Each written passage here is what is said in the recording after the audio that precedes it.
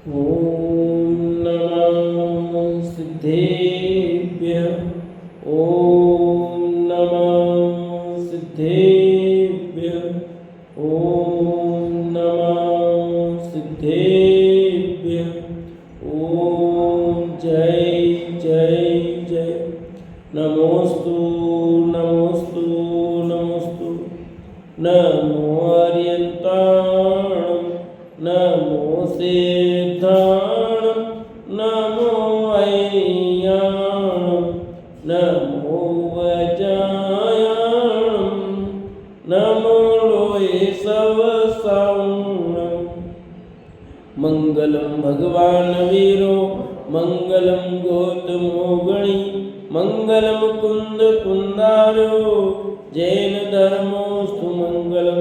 सर्वमंगलम मांगल्यम सर्वकल्याणकारकम प्रदानं सर्वधर्माणां जैनं जयतु शासनं जैनं जयतु शासनम्।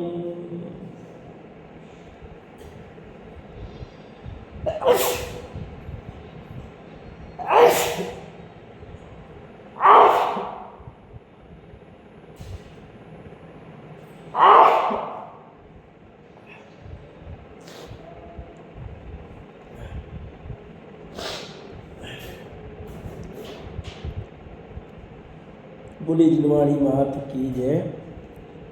सलाह का पुरुष ग्रंथ और सुपाठनाथ भगवान की कथा यहाँ प्रारंभ करते हैं। मंगलाचरण है यहाँ। सर्वज्ञ समदर्शी सुपारस शिव मग बताते जगत को। सप्तम सुपारस है वही भगवन बनाते भगत को। पत्थर सुपारस है वही सोना करे जो लोभ को। भगवान सुपारस है वही भस्मक करे जो मोह को। क्या कह रहे हैं? सुपार्श पत्थर तो वही है जो लोहे को सोना कर दे, और जो लोहे को सोना नहीं करे वो सुपार्श पत्थर नहीं। ऐसे भगवान सुपार्शनाथ आप क्या कर रहे हो कि मोह को नष्ट कर देते हैं। तीर्थंकर सुपार्शनाथ के पूर्व भवों का परिचय कराते हुए आचार्य गुणभद्र लिखते हैं कि धातकी खंड के पूर्व विदेह क्षेत्र में सीता नदी के उत्तर तट पर सुकच्छ नामक देश है। कौन सी नदी? 14 नदियां, उसमें एक सीता नदी है। सीता नदी के उत्तर तट पर, बस उत्तर वाला भाग ये कहलाता है। उत्तर तट पर एक सुकच्छ नाम का देश है। कौन सा देश? ये सब नाम है, 16 नगरियां अलग अलग। उसके क्षेमपुर में, उस नगर के वापस क्षेमपुर में नंदीसेन राजा राज्य करता था। कौन सा राजा? नंदीसेन नाम का जो राजा था वो राज्य करता था। पुण्योदय से यद्यपि उसे सभी प्रकार की अनुकूलता थी। क्या थी? पुण्य का उदय तो अनुकूलता होती है, पाप के उदय में प्रतिकूलता होती है। वह पूर्ण निरोग, बलिष्ठ, अजात शत्रु था, विशाल राज्य से युक्त था, आज्ञाकारी नौकर चाकर सभी कुछ उसके अनुकूल था। इस प्रकार वह श्रीमान, बुद्धिमान, राजा, बंधु बांधवों तथा मित्रों के साथ राज्य सुख का अनुभव करता था। कौन? राजा का नाम नंदीसेन, याद रखना है। नंदीसेन राजा सुखपूर्व राज्य कर रहा है, तथापि वह संसार के सुख को क्षणिक नाशवान आकुलता उत्पन्न करने वाला जानकर संसार, शरीर और भोगों से विरक्त हो गया। यद्यपि अनुकूलताएं तो बहुत थी, कोई कम नहीं थी, फिर भी ज्ञानी जनों का विचार अलग हो जाता है। जिसके संसार का किनारा निकट आया हो उसके परिणाम अलग चलते हैं, और जिसके संसार लंबायमान होना हो उसके परिणाम अलग चलते हैं। संसार का किनारा निकट आया है इसलिए इतनी अनुकूलता होने पर भी उनको संसार, शरीर और भोगों से विरक्ति हो गई। आत्मज्ञानी तो वह था ही, कौन? राजा नंदीसेन। संयोगों की क्षणिकता एवं संसार की असारता देख उसे वैराग्य हो गया। संयोगों की क्षणिकता और संसार की असारता दिख रहे ना सब सामने, दृश्य एक से एक है। क्या सोचता और कितनी देर में चला जाता आदमी को पता लगता है क्या? वह विचार करने लगा कि यह जीव दर्शन मोह और चारित्र मोह के कारण मन वचन काय की विपरीत प्रवृत्ति से कर्मों को बांधकर उनसे प्रेरित हुआ चारों गतियों में भटकता है। कौन भटकता है चारों गतियों में? मैं क्यों भटकता हूँ चारों गतियों में? दर्शन मोह और चारित्र मोह के कारण। ये दर्शन मोह और चारित्र मोह बराबर लगे हुए हैं, तो मन वचन काय में प्रवृत्ति करके मैं कर्मों से बंद करके चारों गतियों में रूल रहा हूँ। इस अनादि निधन दुखद संसार में चिरकाल से चक्र की तरह भ्रमण करता हुआ दुख भोगता है कि मैं अनादि काल से संसार चक्र में घूम रहा हूँ और दुख ही भोग रहा हूँ।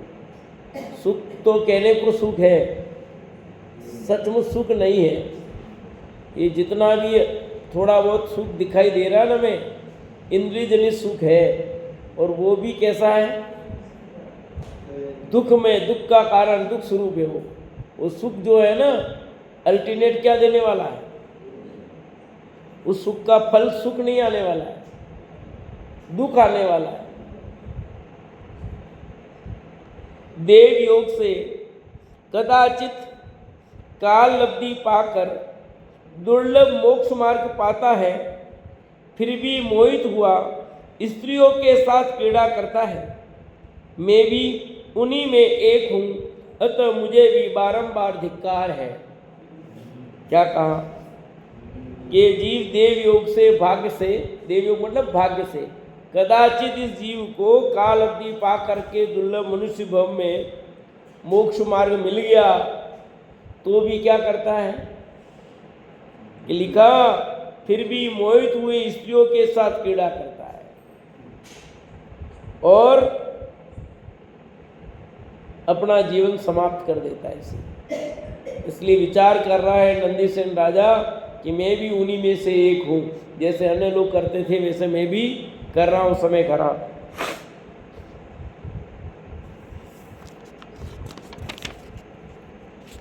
अब मैं सर्वज्ञ निरूपित मोक्ष मार्ग को प्राप्त करके समस्त कर्मों को नष्ट कर निर्मल होकर अनंत सुखों को प्राप्त करूंगा, ऐसा निर्णय कर लिया। किसने?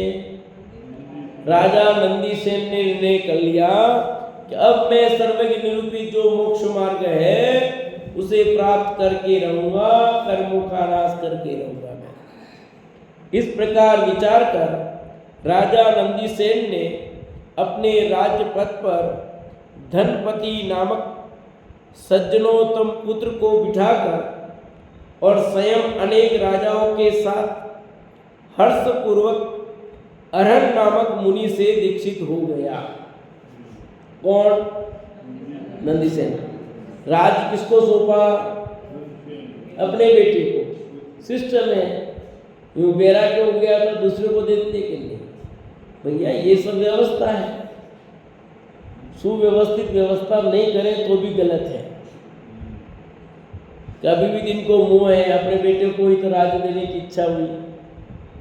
अरे इस वो परिपाटी है, राजा का बेटा राजा होता है, सिस्टम है, उस सिस्टम को फॉलो कर रहे हैं। आप अपनी संपत्ति किसको देके जाओगे? पूरे सड़क पर बांट के जाओगे क्या? है? आपके बेटा बेटी जो होंगे वही तो खाएंगे। है? तो वो व्यवस्थित करके जाते हैं सब बराबर। आदिनाथ भी भरत और बाहुबली को बांट के गए, सब बेटों को बांट के, इसका राज्य, इसका राज्य, इसका राज्य, सब सौंप के गए नहीं गए, ताकि बाद में पीछे विवाद नहीं हो। समझे कि नहीं? सब व्यवस्थित करके जाते हैं। ताकि बदनामी नहीं हो। ये तो महाराज बन गए, पीछे देखो झगड़ा छोड़ के गए, ऐसा महाराज से काम रहा, ताकि कोई लोग ऐसी बात तो नहीं करे कि उंगली नहीं उठाए कोई। इसलिए ज्ञानी जन सब कुछ व्यवस्थित करके दीक्षा लेते, ये इसके हिस्से का, ये इसका ऐसा सब व्यवस्थित। कोई उंगली नहीं उठा सकता, घर वाला भी उंगली नहीं उठाएगा, इसको लाड लाता, इसको कम दिया, ज्यादा दिया, क्या दिया। जो एक सिस्टम है, एक को तो पुत्र राजा बना, बाकी को कि नहीं बनते। सिस्टम में बड़ा बेटा राजा बनेगा, बनेगा, उसके बाद जो सिस्टम है और वो दीक्षा ले लेगा तो उसके बाद क्या बनेगा। जो व्यवस्था बनी है उसी को वो फॉलो करते हैं। इस प्रकार विचार कर राजा नंदीसेन ने अपने राज्य पद पर धनपति नामक सज्जनोत्तम पुत्र को बिठाकर एवं स्वयं अनेक राजाओं के साथ हर्षपूर्वक अरण्य नामक मुनि से दीक्षित हो गया। उन्होंने दीक्षा ले ली। मुनिराज का नाम क्या था जिससे दीक्षा ली? अरहन नाम के मुनिराज थे। मुनि दीक्षा ग्रहण कर ली। तत्पश्चात श्रुत के 11 अंगों का ज्ञान प्राप्त कर 16 कारण भावना भाने से उसे तीर्थंकर नामक नाम कर्म की प्रगति का बंध हो गया। दीक्षा ले ली और विचरण करने लगे, 11 अंगों का ज्ञान हो गया, 16 कारण भावना भाई और तीर्थंकर प्रगति का बंध हो गया। तथा आयु के अंत में समाधि मरण पूर्वक समता भाव से देह का त्याग कर मध्यम ग्रवेक के सुभद्र नामक मध्यम विमान में ऐनेन्द्र हुआ। कहाँ पैदा हुए? ग्रवेक में। 9 ग्रह के तो मध्यम ग्रह तीसरे जो, उसमें सुभद्र नामक जो मध्यम विमान है उसमें ऐनेन्द्र हुए। वह उसके शुक्ल एशिया थी, 2 हाथ ऊंचा शरीर था। कितने हाथ का? ग्रवेक में 2 हाथ का शरीर होता है, वैक्रिक शरीर होता पर 2 हाथ का। हाँ, 405 दिन में श्वास लेता था। कितने दिन में? 405 दिन में एक बार श्वास, यानी 1 साल और ऊपर दिन हो गए। 27,000 वर्ष बाद मानसिक आहार ग्रहण करता था। 27 सागर की आयु थी तो 27,000 वर्ष में एक बार आहार। भूख की इच्छा होते ही कंठ से अमृत जल जाता था, जिससे क्षुधा शांत हो जाती थी। जिससे क्या हो जाती थी? उनकी भूख शांत हो जाती थी।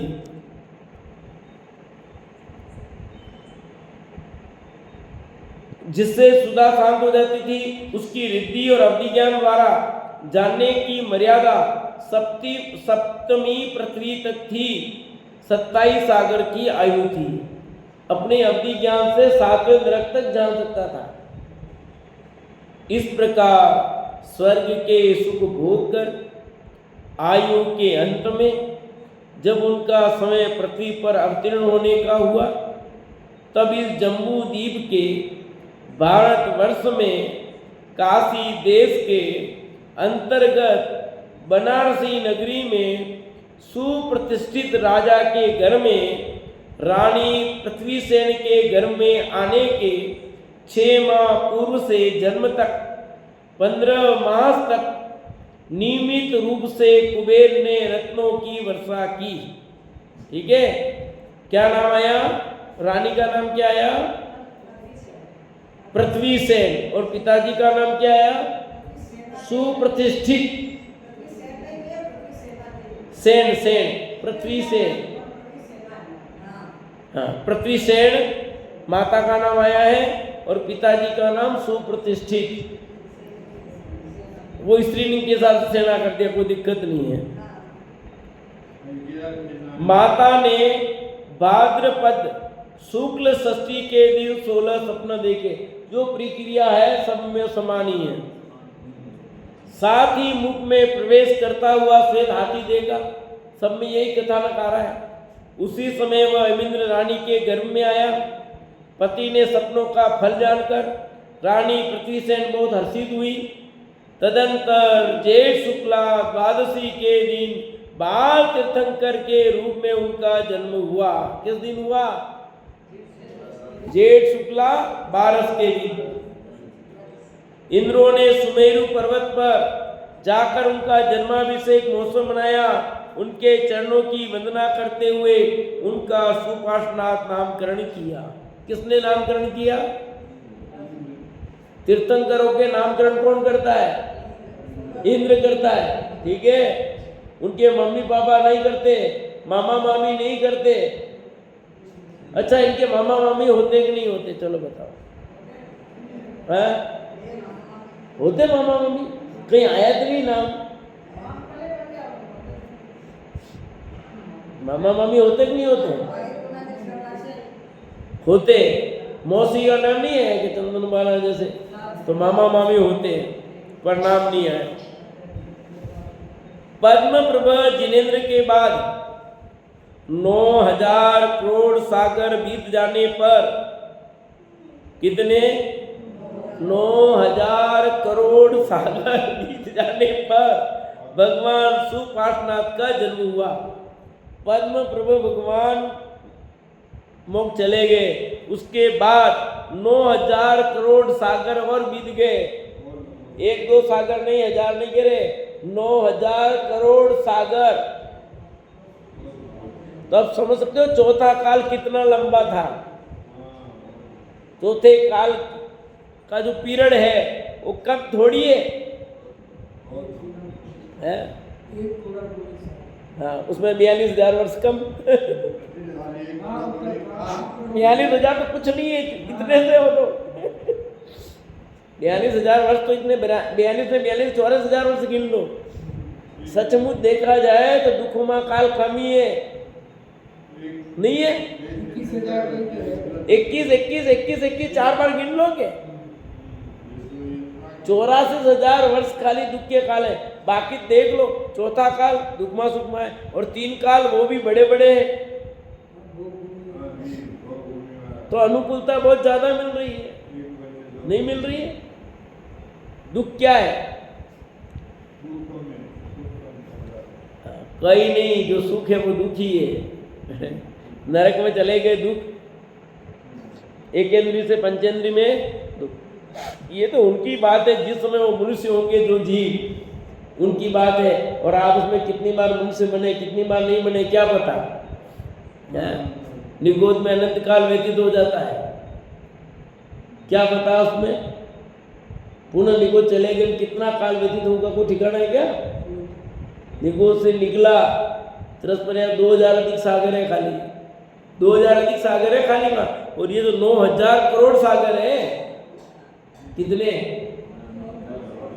हाँ, 9,000 करोड़ सागर बीत जाने पर भगवान सुपार्श्वनाथ का जन्म हुआ।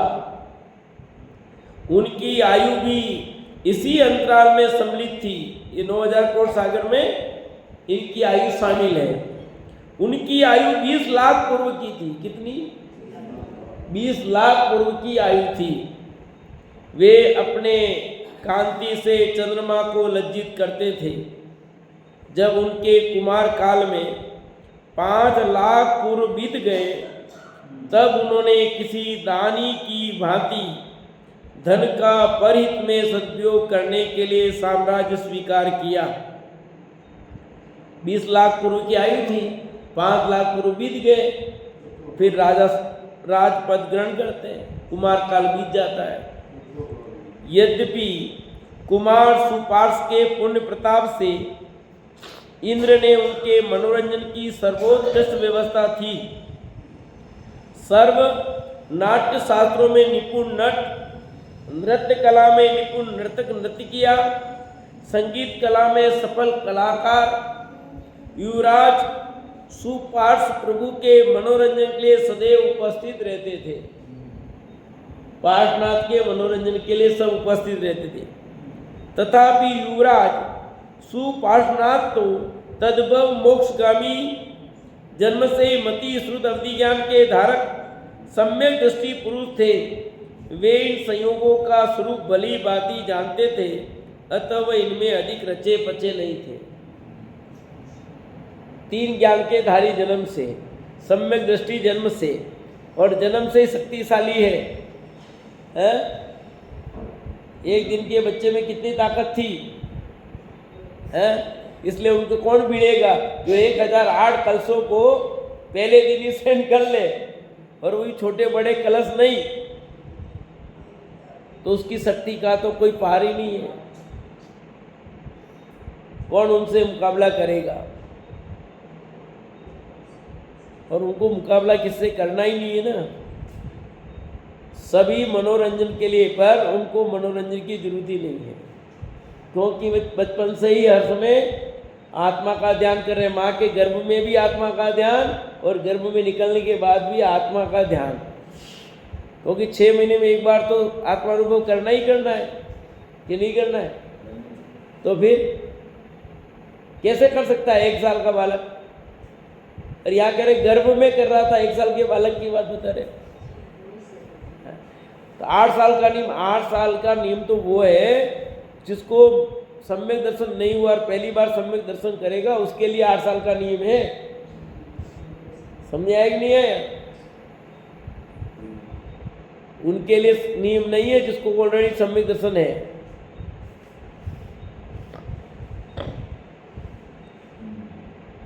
वे सर्वप्रिय तथा सर्वहितकारी वचन बोलते थे। उनका अतुल्य बल था। उनकी आयु अनपवर्त थी।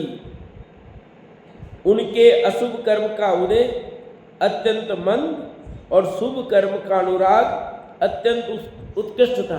किसकी कहानी चल रही है? ये कौन से तीर्थंकर की कहानी चल रही है? ललित जी, हाँ? 8वें 7वें चंद्रप्रभा, तो सुपार्श्वनाथ की चली। चंद्रप्रभा कितनी चल रही है? 8वें चंद्रप्रभा है, पर 7वें सुपार्श्वनाथ की कहानी चल रही है कि वे सुपार्श्वनाथ अभी बाल्यावस्था में थे। कह रहे कि उनके शुभ कर्म का अनुभाग अत्यंत उत्कृष्ट था। उनके चरणों के नखों में समस्त इंद्रों के मुख कमल प्रतिबिंबित हो रहे थे। पहला काव्य जो लिखा ना भक्तामर का, उसमें यही बात तो लिखी है, भक्तामर प्रणत मुलिमणि प्रभाणा मुद्योतकम दलित पापतमो वितानम सम्यक प्रणम्य जिन पादयुगम युगादा वालंबनम भवजले पतितं जनानाम। कि भगवान कैसे आदिनाथ के पापों का नाश करने वाले, उनके नेक किससे सुमित हो रहे हैं?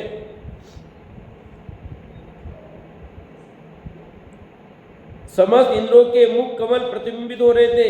इस प्रकार प्रकृष्ट ज्ञानी भाग्यवान सुपार्श्वनाथ अगाध संतोष सागर में गोते लगाते थे, जिनके प्रत्याख्यानावरण और संजलन संबंधी क्रोध मान माया लोभ इन 8 कसायों का ही केवल उदय रह जाता है। ऐसे सभी तीर्थंकरों के अपनी आयु के प्रारंभिक 8 वर्ष के बाद देह संयम हो जाता है। इसलिए यद्यपि उनके भोगोपभोग की वस्तुओं की प्रचुरता थी, तो भी वे अपनी आत्मा को अपने वश में रखते थे। उनकी वृत्ति नियमित थी तथा असंख्यात गुणी निर्जरा का कारण थी। अब यहाँ पर आप प्रश्न कर सकते हो। यहाँ लिखा जैसे वो 8 वर्ष के हो जाते हैं तो देह संयम हो जाता है, और कई जगह प्रश्न है कि वो देह संयम धारण नहीं करते। ठीक है, ये लिखा है सहज, यहाँ लिखा ही है सहज, ये लिखा है। ऐसे सभी तीर्थ अपनी आयु के प्रारंभिक 8 वर्ष के बाद देह संयम हो जाता, स्वतः हो जाता है। यानी उनको लेने की जरूरत नहीं है, पर ऐसा सहज जीवन। इसलिए 2 कसा चौकड़ी का अभाव लिखा। 2 कसा चौकड़ी रहती है, नहीं 3 कसा चौकड़ी लिखनी पड़ती है उनको। यदि धारण नहीं होता, देह संयम नहीं होता, तो 3 कसा चौकड़ी लिखनी पड़ती है। पर कई लोग ये कहते हैं कि वे महाव्रत को ही धारण करते हैं, हीन संयम को क्यों धारण करें, इतने शक्तिशाली हैं तो वो, पर तो ये स्वतः व्यवस्था, ऐसा यहाँ लिखा है और सब पुराणों में ये बात आई है। हाँ, बस नियम लेते ही नहीं किसी से। पर कई लोग इस प्रकार की बात भी मिलती है, इसलिए आपको ज्ञान कराया। जब सुपार्श्वनाथ की आयु 20 पूर्वांग कम 1 लाख पूर्व रह गई, तब किसी समय ऋतु का पर्वत न देखकर वे ऐसा चिंतन करने लगे कि समस्त पदार्थ नश्वर हैं। उनके निर्मल सम्यक ज्ञान रूप दर्पण में काल अवधि का कारण समस्त राजलक्ष्मी छाया की क्रीड़ा के समान नश्वर जान पड़ने लगी। वे आगे विचार करते हैं कि मैं अब तक यह जान नहीं सका कि ये राजलक्ष्मी इस प्रकार शीघ्र नष्ट हो जाने वाली तथा माया से भरी है। ऐसा विचार कर पार्थ प्रभु अपने ग्रास जीवन को बारंबार धिक्कारते हैं। पुनः वैराग्य की तैयारी। इस प्रकार तीर्थंकर पार्थ प्रभु के मन में उत्कृष्ट वैराग्य प्रकट हुआ। जिस समय उन्हें ऐसी वैराग्य भावना जागृत हुई, उसी समय लोकांतिक देवों ने आकर उन्हें वैराग्य की अनुमोदना की तथा नाना प्रकार से वैराग्य की प्रशंसा करते हुए उनकी स्तुति की। सब में ये व्यवस्थाएं कॉमन है, एक जैसी व्यवस्था है। तदंतर सुपार्श्वनाथ देवों द्वारा उठाई हुई मनोगति नाम की पालकी, अब पालकी का नाम सब में अलग अलग है। इनकी जो पालकी थी उसका नाम है मनोगति पालकी। आरूढ़ होकर वन में चले गए। वहाँ जेठ शुक्ल द्वादशी के दिन, कौन सा? जेठ शुक्ला 12। इनका जन्म कब हुआ था? जेठ शुक्ला 12। दीक्षा किस दिन ली? उस दिन। 1000 राजाओं के साथ संयमी हो गए। उसी समय उन्हें मन प्रेम ज्ञान हो गया। आप 24 तीर्थंकर में से 20 तीर्थंकरों ने तो अपने जन्मदिन के ही दीक्षा ली है। इसका मतलब ये कि उनको अपने जन्मदिन से वैराग्य हुआ, क्योंकि बर्थडे मना रहे होंगे, प्रसंग बन गया। क्या मनाना भैया, कहाँ अटक रहे अपन? ये जन्मदिन मनाने का है। नेमिनाथ का, आदिनाथ का तो प्रसंग फिक्स ही है, नीलांजना की मृत्यु। ऐसे सबके प्रसंग है।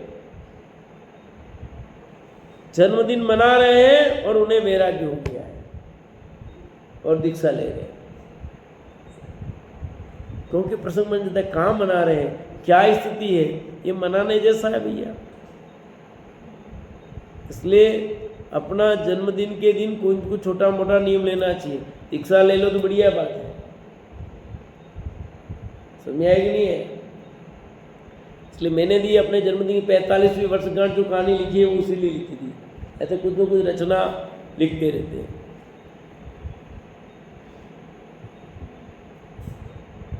एक 1000 राजाओं के साथ संयमी हो गए। उसी समय उन्हें मन प्रेम ज्ञान हो गया। दीक्षा लेते ही तीर्थंकर के जीव को क्या ज्ञान हो जाता है? मन प्रेम ज्ञान। 4 ज्ञान के धारी हुए हैं। दूसरे दिन सुपार्श्व मुनिराज आहार हेतु समखेट नामक नगर में गए। वहां उन्हें महेंद्र दत्त राजा ने पड़गा कर आहार दान दिया। सुपार्श्व मुनि छद्मस्त अवस्था में 9 वर्ष तक मौन रहे। कितने वर्ष तक? 9 वर्ष तक। बाद में उसी वन में 2 दिन के उपवास का नियम लेकर वे श्री वृक्ष के नीचे ध्यानारूढ़ हो गए। दीक्षा कल्याणक भी हो गया और ये आ गया केवल ज्ञान कल्याणक। छद्मस्त अवस्था मतलब मुनिराज में 9 साल रहे। कितने साल मुनिराज रहे हो? 9 साल। देवों ने आकर उनका केवल ज्ञान कल्याणक बनाया और भगवान सुपार्श्वनाथ के केवल ज्ञान की पूजा की। उनके 95 गंधर्व थे, 95। कितने गंधर्व थे? 2030 पूर्वधारी, 2,44,920 उपाध्याय उनके साथ रहते थे। इतनी फौज साथ में चलती थी। 9,000 अवधि ज्ञानी मुनि, 11,000 केवल ज्ञानी उनके सहभागी थे। 15,300 विक्रिया रीति के धारक उनके उपासक थे। इतने मुनिराज संघ में चलते थे, समझ लो। 9,150 मनपरे ज्ञानी उनके साथ रहते थे। 8,600 वादी उनकी वंदना करते थे। इस प्रकार सब मिलाकर वे 3 लाख मुनियों के स्वामी थे। कितने मुनिराज? 3 लाख मुनिराज उनके संग में थे। समझिए 3,30,000 आरिकाएं भी थी। आरिकाएं कितनी थी? 3,30,000 आरिकाएं। और संख्या त्रिंज उनकी वंदना करते हैं। और संख्या तो त्रिंज भी थे। इस प्रकार धर्म प्रेमी भव्यात्मा को धर्मामृत पान कराते हुए समास्मरण के साथ वे विहार करते थे। समास्मरण में एक जिज्ञासु के मन में प्रश्न उठा। अब बात है कि ये तो कथा तक जो सबकी कॉमन थी, अब सिद्धांत की बात शुरू हो रही है। समास्मरण में एक जिज्ञासु के मन में प्रश्न उठा। क्या उठा? उसने अपने प्रश्न को व्यक्त करते हुए कहा, प्रभु, लोग कहते हैं कि दया धर्म का मूल है, परंतु जो दया धर्म का मूल है उस दया का वास्तविक स्वरूप क्या है? दया धर्म का मूल है तो उसका वास्तविक स्वरूप क्या है?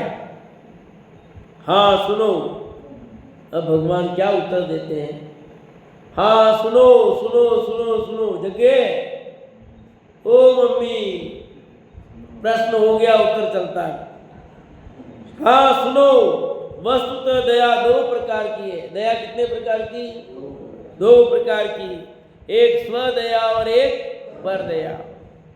लोग परदया को ही दया जानते हैं। उनकी दृष्टि स्वदया की ओर जाती नहीं। परदया से पुण्य होता और स्वदया से धर्म। क्या लिखा? एक दया स्वदया और एक परदया। परदया से पुण्य होता है, स्वदया से धर्म होता है। मैंने भगवान महावीर की जन्मोत्सव के अवसर पर लिखा था, भगवान महावीर की दृष्टि में स्वदया परदया, बहुत वर्षों पहले लेख लिखा, छपा कई अखबारों में, है ना। उसमें यही सब बात लिखी है, स्वदया और परदया। स्वदया क्या है, परदया क्या, सब आ रहा है। भूख से, प्यास से अथवा अन्य किसी भी दुख से दुखी जीवों को देखकर जो स्वयं दुखी होकर उनके दुखों को दूर करना चाहता है, उसके उस मिश्रित शुभ भाव को सामान्यतया दया, करुणा या अनुकंपा कहते हैं। क्या कहते हैं? दूसरों पर आपको जो प्रेम उमड़ा है, करुणा हुई है, वो अनुकंपा है, करुणा है ना। उसको दया भी कहते हैं, करुणा कहते हैं, अनुकंपा कहते हैं। सर्व प्राणियों के प्रति उपकार बुद्धि रखना, मैत्री भाव रखना, देश बुद्धि छोड़कर मध्यस्थ भाव रखना भी दया है, अनुकंपा है, किंतु यह भी पर दया ही है। क्या है ये सब पर दया ही है। जितने भी सर्व प्राणियों के प्रति उपकार बुद्धि रखना, मैत्री भाव रखना, द्वेष बुद्धि छोड़कर मध्यस्थ भाव रखना, सब पर दया है। प्राणी मात्र के प्रति भेदभाव छोड़कर निष्कषाय भाव हो जाना भी पर अनुकंपा का ही श्रेष्ठ रूप है। अनुकंपा त्रिप्रकारा, धर्मानुकंपा, मिश्रानुकंपा, सर्वानुकंपा चेती। अनुकंपा 3 प्रकार की बताई। कितने प्रकार की? पापा जी, आपकी अनुकंपा कहाँ रहती है? आपकी अनुकंपा नहीं है कि नहीं? आपकी अनुकंपा देखो क्या, अनुकंपा 3 प्रकार की। कौन कौन सी? कहते हैं एक धर्मानुकंपा होती है, एक मिश्रानुकंपा होती है, एक सर्वानुकंपा होती है। पर दया 3 प्रकार की है। एक सकल संयमी मुनिराजों के प्रति जो दयाभाव आता है वह धर्मानुकंपा है। दूसरी देशवृत्ति संहिता सहित नैष्ठिक श्रावकों के प्रति उत्पन्न हुए अनुकंपा के भावों को मिश्रानुकंपा कहते हैं। और तीसरी सम्यक दृष्टि या मिथ्या दृष्टि जी संपूर्ण जीवों पर, प्राणी मात्र पर जो दया भाव रखते हैं उसे सर्वानुकंपा कहते हैं। आ गया? मुनिराजों पर अनुकंपा धर्मानुकंपा, देश संयमी पर मिश्रानुकंपा, और समस्त जीवों पर मिथ्या दृष्टि समेत सब जीवों पर दया सर्वानुकंपा। गूंगे, बहरे, लूले, लंगड़े, अंधे, कोढ़ी, दीन, निर्धन, रोगी और घायल व्यक्तियों को देखकर, विधवा, अनाथ, असहाय, अबला और सताई हुई नारियों को देखकर, लूटे पीटे, चित्कार करते, रोते बिलखते, आर्तनाद करते, देखो कितने कितने शब्द ढूंढे हैं। अबला और सताई हुई नारियों को देखकर, लूटे पीटे, चित्कार करते, रोते बिलखते, आर्तनाद करते, सुरक्षा की भीख मांगते मानवों को देखकर, कटते पीटते, मरते मारते, भूखे प्यासे, तड़पते, भयाक्रांत पशु पक्षियों, कीड़े मकोड़ों को देखकर तथा सबल पशुओं द्वारा निर्बल पशुओं को जीवित निगलते देखकर, मछलियों, मुर्गे मुर्गियों व भेड़ बकरियों को धीवरों व कसाईयों के हाथों निर्दयतापूर्ण व्यवहार करते देखकर, जो हृदय में करुणा का स्रोत प्रवाहित होता है, दिल दहक जाता है, मन रो पड़ता है, हर तरह से उन दुखी प्राणियों की मदद सहायता करने की तीव्र भावना होती है, उस भावना का तीसरी सर्वानुकंपा कहते हैं। इतना खोल के लिख दिया, और तो क्या लिखे? सुअर है, पकड़ रहे हैं, अब बचाना चाह रहे हो, सर्वानुकंपा। ठीक है, चिट्ठी देखी बचाया, सर्वानुकंपा। आप पोछा करते हो, ध्यान रख रहे हो, सर्वानुकंपा। ठीक है, शोध रहे हो, कोई जीव जंतु नहीं हो, शोध के फिर खाना बना रहे हो, सर्वानुकंपा। पानी छान करके पी रहे हो, सर्वानुकंपा। दया है ना? जिसके हृदय में जीवों के प्रति दया भाव नहीं है, उनके हृदयों में धर्म कैसे ठहर सकता है? हृदय में धर्म ही नहीं, दया ही नहीं, तो धर्म कैसे ठहरेगा बताओ? यह दया भाव धर्म रूप वृक्ष का मूल है, इसका सर्वर्थों में प्रथम स्थान है, यह संपदाओं का धाम है, गुणों का निदान है। अतः विवेकी जनों को जीवों के प्रति दया भाव अवश्य रखना चाहिए। जिसमें जितनी दया उतना दया रखेगा बताओ। परंतु लगभग सभी व्यक्ति केवल इस सर्वानुकंपा को ही दया समझते हैं, और उनका ऐसा समझना अकारण भी नहीं है, क्योंकि लोक में तथा शास्त्रों में इसी की बाहुल्यता है। किसकी? पर दया की, सर्वानुकंपा की। ये देख के चल, चिट्ठी मर जाएगी, ये देख के चल, ध्यान से काम करो, सब छोटे बच्चे देखो पाप लगेगा, ऐसा करो यूं होगा, पेड़ मत काटो, पत्ती मत तोड़ो, बोलते ना, फूल मत तोड़ो, फालतू में फूल तोड़ रहे हो, कोई काम ही नहीं है, सब सर्वानुकंपा में। बिना मतलब के दूध तोड़ रहे हो, घूमने गए और बैठे बैठे दूध तोड़ रहे हो, मत तोड़ो भैया। पहले बैठना गलत, फिर तोड़ रहे हो और गलती है। धूप पर चलना ही अपराध, और फिर तोड़ो। तो धूप पर नहीं चलना सर्वानुकंपा में आएगा। किसमें आएगा? सर्वानुकंपा में, दया भाव।